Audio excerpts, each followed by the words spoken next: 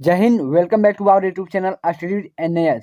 दोस्तों, आज की इस वीडियो में हम लोग पढ़ने वाले हैं तुलसीदास जी का जीवन परिचय, और ये बहुत ही आसान शब्दों में है। तो चलिए वीडियो को स्टार्ट करते हैं।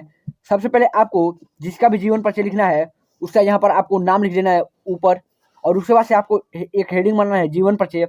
और यहाँ पे आपको साइड में क्या करना है कि आपको एक ऐसे खंड बनाना है और इसमें इनका नाम लिख देना है जिनका आप जीवन परिचय लिखना चाहते हैं, उनका नाम, फिर उनके पिता का नाम, उनकी माता का नाम, उनका जन्म तिथि, मृत्यु तिथि और जन्म स्थान, और आज भी जो आपको पता है जितना उतना आप लिख सकते हैं। तो आपको इस प्रकार से एक खंड बनाकर उसमें आपको उनके बारे में मतलब कुछ मुख्य बातें जो है वो लिख देनी है। अगर आप ऐसे जीवन परिचय लिखते हो तो आपका पूरा का पूरा आपके एग्जाम में तो आपको पूरा का पूरा नंबर मिलेगा।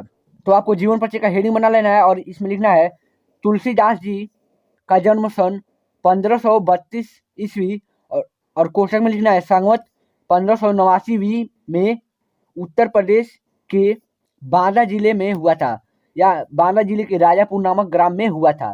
तो तुलसीदास जी का जन्म 1532 ईस्वी में हुआ था, ठीक है, और संवत 1589 ईस्वी में हुआ था। अब ईस्वी और संवत में क्या अंतर है? तो जो संवत होता है जो 57 वर्ष आगे होता है ईस्वी से। तो अगर हम ईस्वी में 57 जोड़ लेते हैं तो हमको संवत प्राप्त हो जाता है। तो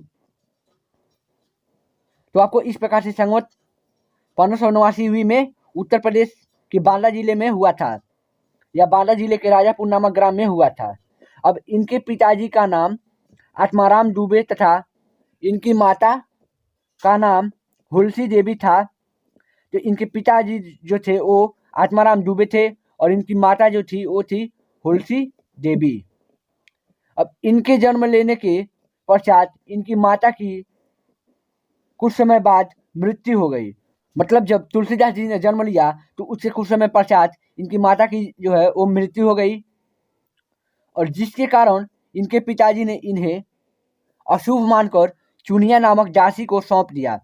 और उसके बाद से इनके पिताजी ने क्या किया कि उन्होंने जब इनके जन्म लेने के बाद इनकी माता की मृत्यु हो गई तो इनके पिताजी ने इन्हें अशुभ मान लिया, क्योंकि इनके ही जन्म लेने के बाद इनकी माता की मृत्यु हुई थी। तो इन्हें अशुभ मानकर क्या किया, इनके पिताजी ने एक चुनिया नामक दासी थी उसे ही दे दिया। तब से इनका पालन पोषण चुनिया नामक दासी ने ही किया, और उसके बाद से क्या हुआ कि इनका जो पालन पोषण था वह चुनिया नामक दासी ने ही किया। और इनका विवाह बाल्यकाल अवस्था में मात्र 12 वर्ष की आयु में अति सुंदर कन्या रत्नावली से हुई। मतलब इनका जो विवाह हुआ वह बहुत ही कम उम्र में हो गया था, मात्र 12 वर्ष की अवस्था में हुआ था। मात्र 12 वर्ष की अवस्था में अगर किसी लड़के की शादी हो जाती है तो बाल्यकाल अवस्था ही होती है। तो 12 वर्ष की आयु में अति सुंदर मतलब बहुत ही सुंदर कन्या रत्नावली नामक कन्या से हुआ था, जिसका नाम था रत्नावली, और ये बहुत ही सुंदर थी। तो उनसे हुआ था। इस पर से तुलसीदास जी अपनी पत्नी से अत्यधिक प्रेम करते थे, और एक बार ये किसी कारणवश कहीं गए हुए थे, और जब वहां से रात को वापस घर आए तो इन्हें पता चला कि इनकी पत्नी अपने मायके चली गई है। मतलब उस बात क्या हुआ कि ये कहीं गए हुए थे और जब ये वहां से वापस लौटे रात को तो इन्होंने देखा कि इनकी पत्नी जो है वो अपने मायके चली गई है। अब इतना सुनते ही ये उसी रात को अपने ससुराल पहुंच गए और चुपके से अपनी पत्नी के कमरे में जा पहुंचे, जिसके बाद इनकी पत्नी ने इन्हें डांट फटकार सुनाया। फिर ये वापस घर आ गए। तो उसी रात को ये क्या किए कि मतलब आधी रात को ये अपने ससुराल पहुंच गए और अपनी पत्नी के कमरे में। तो इनकी पत्नी ने क्या किया कि इन्हें डांट फटकार सुनाया। तो ये वापस उसी रात को अपने घर चले आए और राम भक्ति में जुड़ गए। मतलब ये मोह माया से निकल गए और ये राम भक्ति में जुड़ गए। और इनकी मृत्यु सन 1623 ईस्वी संवत 1680 में हुई थी। तो इसमें भी अगर आप 1623 में अगर 57 प्लस करते हैं तो आपको संवत मिल जाएगा। यहाँ पर 1623 ईस्वी में इनकी मृत्यु हुई थी। इनका जन्म हुआ था 1532 ईस्वी में, और जो इनकी मृत्यु हुई थी वो 1623 ईस्वी में हुई थी।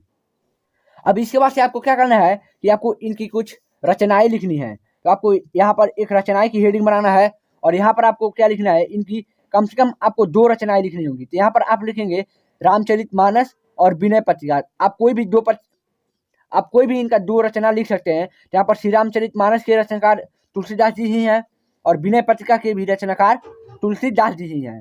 तो हम यहाँ पर 2 रचना लिखे हुए हैं। अगर आप ये रचना नहीं लिखते हैं, अगर आप इन 2 रचनाओं को नहीं लिखते हैं, तो आपका जो 2 नंबर मिलता है वो आपका नहीं मिलेगा, आपका कट जाएगा और आपको केवल जीवन परिचय लिखने के लिए आपको केवल 3 नंबर ही मिलेगा। तो अगर आप इस प्रकार से जीवन परिचय लिखोगे तो आपके बोर्ड एग्जाम में आपका पूरा का पूरा नंबर मिलेगा और एग्जामिनर आपका एक भी नंबर नहीं काट पाएगा। और आप लोगों को बिल्कुल इसी प्रकार से आपको खंड बना करके इसमें आपको पहले उनकी मुख्य कुछ बातों को लिखना है। तो आई होप कि आपको हमारा ये वीडियो अच्छा लगा होगा। अगर अच्छा लगा होगा तो आप लोग अपने दोस्तों के पास शेयर जरूर कीजिएगा और चैनल को सब्सक्राइब करना ना भूलिएगा और साथ ही साथ वीडियो को लाइक भी कर दीजिएगा। तो मिलते हैं अगली ऐसी वीडियो में, तब तक के लिए जय हिंद दोस्तों, वंदे मातरम।